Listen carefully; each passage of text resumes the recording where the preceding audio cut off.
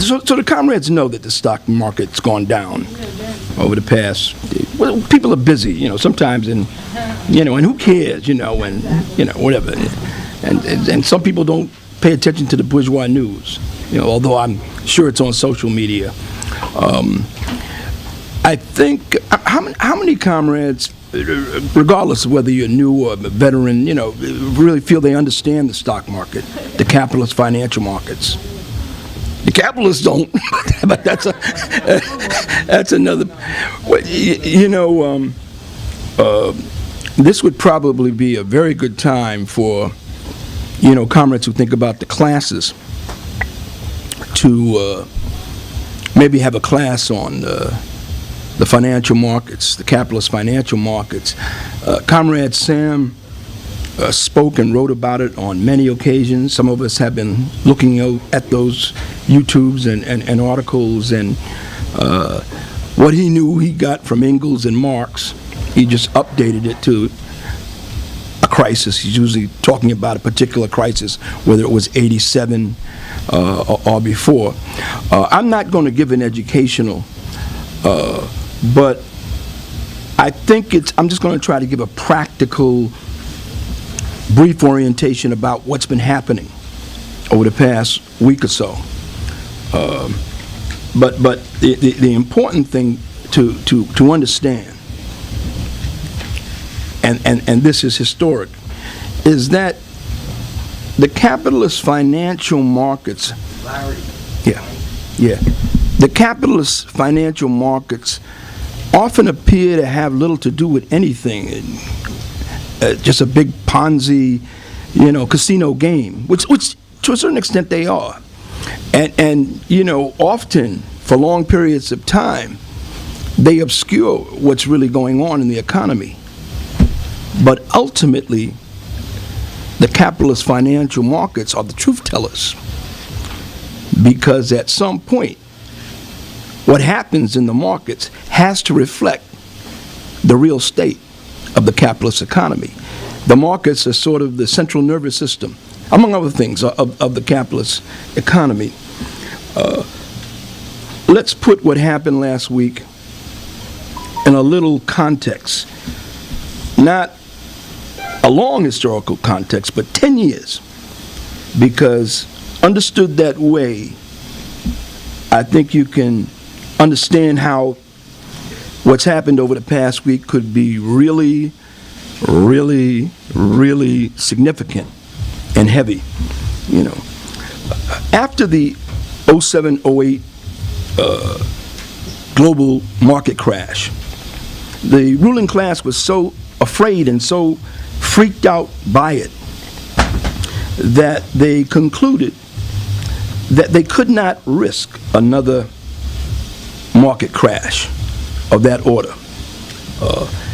And this was in no small part because while they believe in their system and don't understand it as much as they think they do, they knew that the causes of that crash were not the usual cyclical crisis of capitalism, but something much bigger, something more dangerous, and something permanent. And so they said, we got to make sure that we prevent, or at least forestall, another crash on that order for as long as possible and hopefully forever. And they took extraordinary measures to do this. Not that they haven't taken extraordinary measures in the past, but I think even by comparison, these were pretty extraordinary measures. For example, in addition to the usual, not raising the interest rates and keeping them low for a decade and only beginning to raise them, I think, very incrementally, maybe over the past year, I'm not sure, something like that. They actually, through the federal bank, through the Fed, and to one extent or another in the other central banks in the world, Europe and elsewhere, pumped trillions of dollars into the financial markets to artificially pump them up in order to forestall some kind of event like what seems to be happening. The problem is that they could not do this forever. And even a year or less after they began doing this in 08 and 09, they were wondering, I'm talking about the capitalists, especially those who follow and have responsibility for the market, the Federal Reserve, etc., all their experts. When can we stop doing this? I mean, I think up until recently, they were pumping almost $100 billion into the markets on a monthly basis through all sorts of things, And we can't do this forever. At some point, we've got to back off. But they have been afraid to back off for a long, long time, Well, now that's changing, And that, in part, is responsible. That's one big part of it. Interest rates are going up and so forth. Now, another part of their, not so extraordinary measures, predictable, but in a way extraordinary when you consider the dimensions of the attack, how broad and how systemic they are, is the market's demand that the war against the workers be intensified. They demand it. They will go down if you don't do it, They have a lot of political weight, And this is the reason why, even the mere suggestion in the jobs report that came out a few days ago that somebody's wages would, it sounds fictional to me. I know all the comrades read it and said, what, whose wages? But let's say, for the sake of argument, that statistically, statistics, they speak for those who pull them together for their own class reason. But let's say wages have gone up a fraction of an inch. This freaked them out. This was the provocation for the truth to come out. That they're nervous that they're not getting enough profit. The capitalists don't understand Marx's theory of surplus value. Although some of them will probably be studying it. They've studied it over the years, I'm sure, but they have to fight it, so it's a contradiction for them. But if they understood it, they would know that with the crisis of overproduction, it will not matter how much they cut workers' wages. They can cut workers' wages in half, and they can speed up workers, and workers can be made to be more productive. But unless they can extract that surplus value from them to the extent that satisfies their greed and allows them to perpetuate their system, they won't get out of the crisis, So this is a big part of it. And I think what the market is sending to the government and to the ruling class, maybe workers who think about these things realize it, is a message. And that message is that as bad as your attack has been on the workers, as relentless as it's been, union busting, low-wage workers, precarious work, all of it, you've got to intensify it. You got to squeeze some more surplus value out of these workers if you have to kill them, And that could very well be a material change that as a revolutionary communist party will be seeing, and feeling and having to respond to. There's also this potential aspect of what's happened in the markets. It's when the economic crisis flares up in such a way that it exacerbates the political crisis, and vice versa.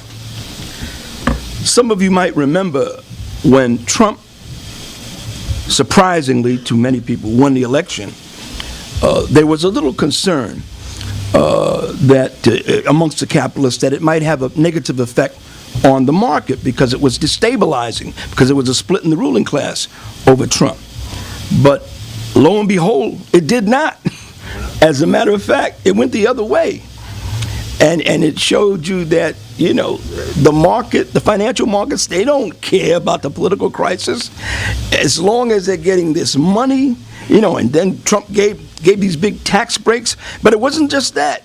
His own exacerbation of the war on the workers, deregulating all sorts of things, the cabinet that basically is there to, tear apart whatever remains of any kind of social safety net, and so many things that comrades know even better than I do. Trump's year has been, among many other things, a big attack on the working class here, But now, because of the market, the capitalist crisis has raised its ugly head again. That means that the potential of the capitalist crisis exacerbating or being a factor in the political crisis, which is growing, is a big thing. So this could indeed be a very heavy year as those two things intersect. And they must ultimately, the capitalist crisis and the political crisis. Finally, what's good about a market crash, well, let's not call it a crash. It's not a crash yet. Actually, they don't know what to call it. They're calling it a correction because I think that it's down 10%, and they're speaking, 1 minute they're saying, oh, there's nothing all that unusual. The real economy is growing and it's fine and your workers are getting higher wages and blah, blah, blah, blah, blah. And all the fundamentals, so this is, we don't even understand, it's an anomaly. It's technical, On the other hand, watch out, This has the potential of ending a period of normalcy. The capitalists love when they can give the appearance that the capitalist economy, it may not be doing too well, it may, whatever, all the details. They don't care about the suffering. That's not their barometer. They don't care about how many workers are dying for a lack of health care, or how many workers no longer have their home because of what happened in 07 and 08, or how the crisis has devastated whole cities from Flint to wherever. They don't, and how it feeds into the opioid crisis and all that, and suicide, and et cetera, not to mention how it affects those who are already super oppressed because of their race or gender. That's not their barometer, But now that the market is acting up, they can't pretend that everything is just peachy keen and normal, So I think sometimes even the movement, certainly some of the movement, but even the most healthiest revolutionary sections of the movement, even in the party, we tend, in a semi-conscious way, I guess, I don't know, to get lulled in by this false sense of normalcy. It's sort of that, but well, how bad is the capitalist crisis? Well, of course, it's very, very bad. I just read Fred Goldstein's book, and I read Marx, but does it really feel like that? No, it just feels like everything is just bumping along, and it's not what people are talking about, and they're just concerned with, their immediate needs, how the crisis is affecting them, But look for the potential, comrades, that consciousness may begin to change. Now, maybe this roller coaster week on Wall Street and in global markets, it's global these days. You can't have, it's very rare that you're going to have some big global event in one country, it hasn't been that way for a long time, but especially now. Maybe the market fixers can find some way to pull some rabbit out of a hat and, do some machinations and, stop this for a period of time. That's a possibility. And forestall what's happening, what really happening in the market means. So that's a possibility. But if they're not, and to the extent they're not, we should be thinking about a change in the period that will affect everything, including our priorities, on many levels. Let's think of one. What happens when an economic crisis kicks in? And this is ready-made for Trump because of who he is, although you don't have to be a Trump to go there. And there's already a tremendous, frightening war crisis that has anybody, who's thinking, scared, scared to death that there could be an attack on Asia. Or in lieu of that, an attack on Iran, or Venezuela, or, well, there was just one on Syria, right. Well, sometimes what capitalists do to change the subject when there's an economic crisis, we all know that one. So that's high up there in terms of what we have to be looking at, But there are other levels and other possibilities too, and we don't have the time to speculate. The only thing that we should know is that we shouldn't consider what's happening in the market something that's abstract, something that has no bearing on our day-to-day work. It may not immediately, but it behooves us as revolutionaries to follow this crisis and take assessing it very seriously, because the chances, especially if it continues, that it's going to drastically affect our plans, our strategy in the coming period are great. The most important thing is that if indeed this is sure enough the arrival of what was inevitable, it was just a matter of time, and that is the next huge global economic crisis that confirms everything that we've been trying to influence everybody with. Most importantly, that this is a permanent crisis. And what's the name of Comrade Fred's book? The dead end. Then let us promise each other, because this will become decisive, that we will not respond in a routine way. It's good to have a discussion, and I'm struck by how many comrades are following it and how it stimulated them, and because it shows you that people are talking about it. Even what Deirdre said about Steve. This is it's not just something. Most of the time, what happens in the market is just the people who are getting rich are concerned with it. But now the workers are concerned with it. It's a contradictory development for a party like ours. We are not above the workers. We are not some theoreticians. We are theoreticians, but we're not sitting in some safe place, at a distance, analyzing stuff and talking about how great it might be for our program. We are of the workers. It affects us. It affects us because the workers tell us, our friends feel it. They feel the pain, the fear, the layoffs, the wage cuts, cutting Medicaid or Medicare, which will affect any number of people in this room, On the other hand, we know that this could open up revolutionary potential. But we will only be able to see that and take advantage of it if we agree and promise each other that we will not handle this crisis in a routine fashion. What do I mean by a routine fashion? We talk about it, and then we go about doing, 1,000 different things, which under most circumstances is fine.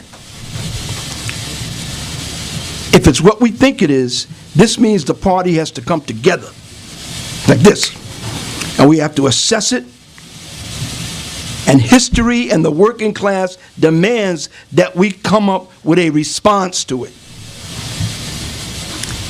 And whether we can do that and whether we can execute it may be decisive in terms of the role that the party plays.